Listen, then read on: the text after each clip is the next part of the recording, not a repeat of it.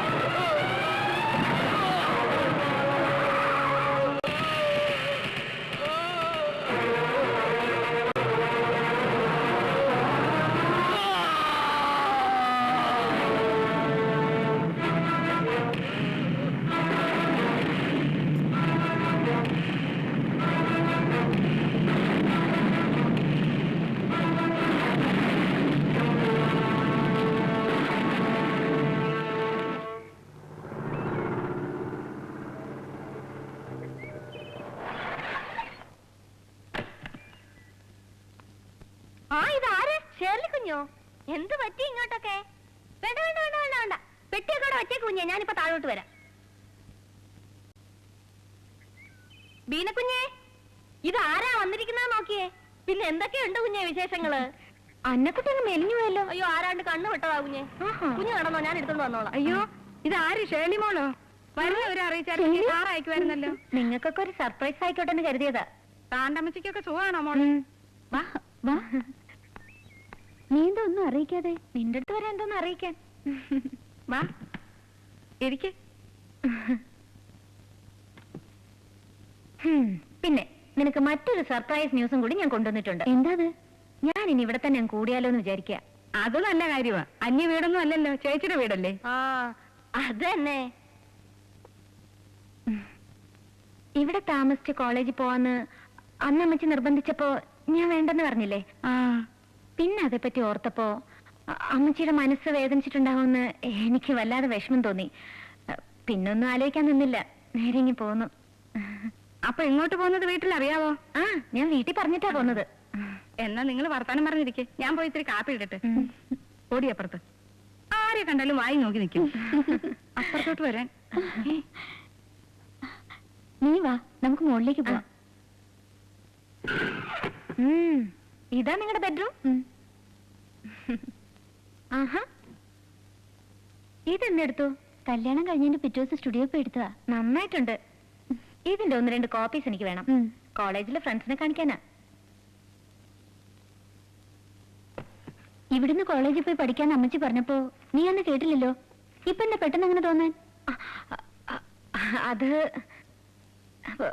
പുതിയ മാറ്റിന് ഞാനുമായിട്ടൊന്ന് തെറ്റി. എന്താ കാര്യം? മെസ്സിന്റെ കാര്യം പറഞ്ഞ് ഉടക്കിയതാ. അവിടുത്തെ ഫുഡൊന്നും രുചിയില്ല. മാത്രമല്ല ഹോസ്റ്റലിൽ പഠിക്കാൻ ഒരു കോൺസെൻട്രേഷൻ കിട്ടുന്നില്ല. എത്ര പെട്ടെന്ന് നീ നിന്റെ അഭിപ്രായമൊക്കെ മാറ്റുന്നത്? മാറ്റേണ്ട സാഹചര്യം വന്നതുകൊണ്ടാണെന്ന് മാത്രം ചേച്ചി മനസ്സിലാക്കിയാൽ മതി. പിന്നെ എങ്ങനെയുണ്ട് നിന്റെ അമ്മായിമ്മ? അയ്യോ, പഞ്ചപാവാ. എല്ലാവരും നല്ല പ്രകൃതക്കാരാ. ഇത്രയധികം യോജിപ്പുള്ളൊരു കുടുംബം ഞാൻ വേറെ കണ്ടിട്ടേ ഇല്ല.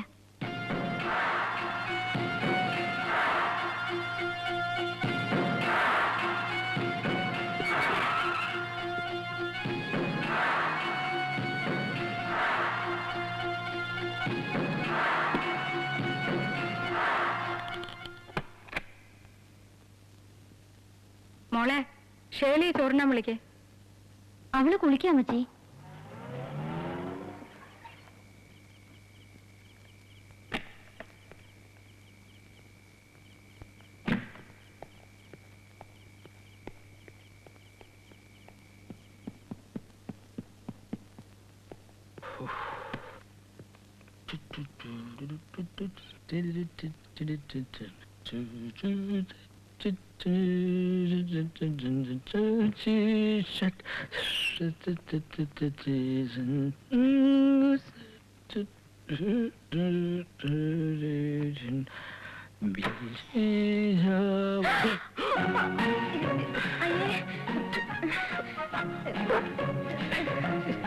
സോറി, താഴെ ബാത്റൂം വെള്ളമില്ല.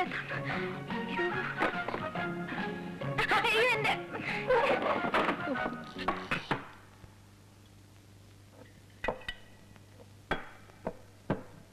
ഇനി നിങ്ങൾ ഇരിക്കും, അമ്മച്ചി വിളമ്പി തരാം. അമ്മച്ചി അവിടെ ഇരുന്നു, ഞാനിന്ന് വിളമ്പിത്തരാം. ഇല്ല, ഞാൻ വിളമ്പാം.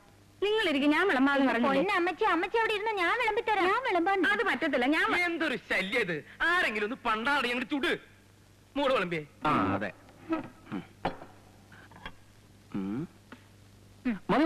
ഇനി കൂടുതൽ വേണമെന്ന് പറഞ്ഞാൽ ഇച്ചാന് ഞാൻ തരത്തില്ല. ഇത്തിരി തടി കൂടുതലാ. എനിക്കിട്ടോളൂ, ഞാൻ പൂർണ്ണ വളർച്ചെത്തിയ ആളാ. മതി. അത് തന്നെ. തുടങ്ങി. അപ്പച്ചാ, ഈ കറി കൂട്ടി നോക്കിട്ട് പറയണേ, ഞാൻ സ്പെഷ്യൽ ആയിട്ട് ഉണ്ടാക്കിയതാ. ദാ. ഇത് അസലായിട്ടുണ്ട്.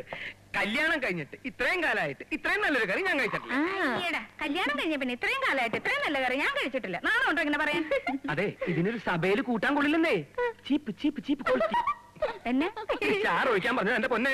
അത് തന്നെ, കുറെ കൂടെ ഒഴിച്ചോട്. ദാ. അപ്പച്ചാ, ഇനി ഇവിടുത്തെ കുക്കിങ്ങിന്റെ ചാർജ് ഞാൻ ഏറ്റെടുക്കാൻ പോവാ. അപ്പൊ മോൾക്ക് കോളേജിൽ പോണ്ടേ? വീട്ടുജോലിയെല്ലാം ചെയ്ത് കഴിഞ്ഞിട്ട് കോളേജ് പോകാൻ സമയം കിടക്കല്ലേ? എടാ,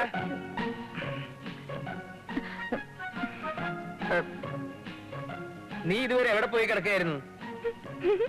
എനിക്കിന്ന് ബ്രേക്ക്ഫാസ്റ്റ് വേണ്ട അമ്മച്ചി. എന്നാ മോനെ നിന്റെ മുഖമല്ലാതിരിക്കുന്നേ? ഒന്നുമില്ല, അമ്മച്ചിക്ക് തോന്നുന്നതാ.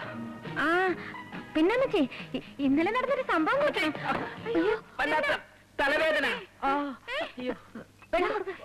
എന്റെ വേളാങ്കന്റെ മാതാവേ, എന്റെ കുഞ്ഞിന്റെ തലവേദന മാറ്റിയ ഞാൻ പൊന്നോണ്ട് നേരല്ലേ നേരല്ലേ നേരല്ലേ. അപ്പച്ചാ, വിട്, വിട് അപ്പച്ചാ.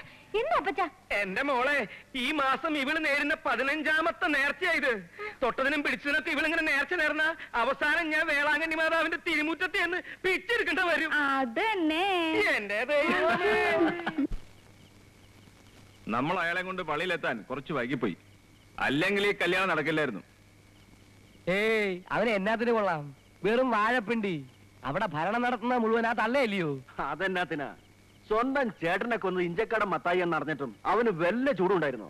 വന്ന് കല്യാണം കൂടി വെച്ച് സുഖമായിട്ട് അവൻ തിരിച്ചുപോയി. എന്റെ ഇച്ചായോ, സത്യത്തിൽ ഈ കല്യാണം മുടങ്ങിയിരുന്നെങ്കിൽ ഇഞ്ചക്കാരൻ മത്തായി തല നിവർത്തി പിടിച്ച് ഈ നാട്ടിൽ കൂടെ നടക്കില്ലായിരുന്നു. നമുക്ക് നല്ലൊരു അവസരമാണ് നഷ്ടമായത്. അവസരങ്ങളൊക്കെ ഇനിയും ഉണ്ടാവുകടാ.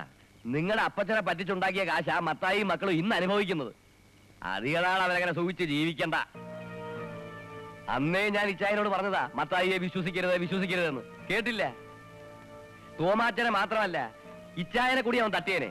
പിന്നെ എന്നെ ഒരുത്തനെ പേടിച്ചിട്ടാ. അതുകൊണ്ടല്ലേ ഇച്ചായൻ മരിച്ച ഉടനെ അവൻ പോയി പുതിയ കട തുടങ്ങിയത്. എന്തൊക്കെ പറഞ്ഞാലും നാട്ടുകാരുടെ മുമ്പിൽ മത്തായി പുണ്യാളൻ തന്നെയാ. ആ നാട്ടുകാരുടെ മുന്നിൽ വെച്ച് മത്തായിയുടെ തനി സ്വരൂപം നമുക്ക് കാണിച്ചു കൊടുക്കാം.